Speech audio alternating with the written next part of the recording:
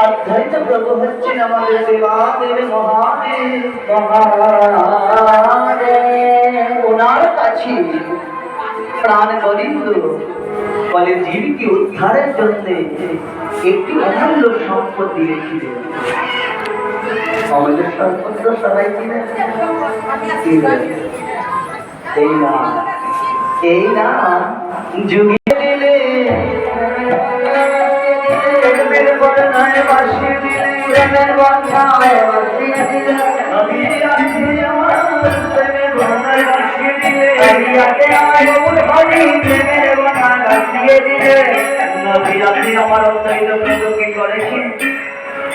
সবাইকে যার জীবন আসিয়াও দৈত্য নয় দেখিতে সম্মুখে দেখিতে পাই দেখিতে পালির গোর বরয়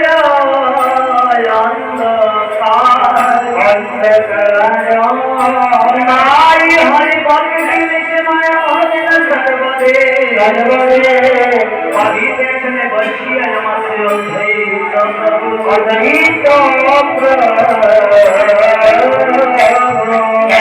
আমি কি করিব দুষ্মরত সদায় পাবো এই বলে হতো হিন্দুকে উদ্ধার করার মতন আমার একা কিছু করার নেই। আমার সঙ্গে আরো লাগবে তাই কি করেছিল বলে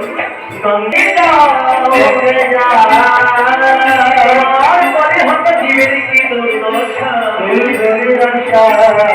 এবার প্রভু তুমি এসেছি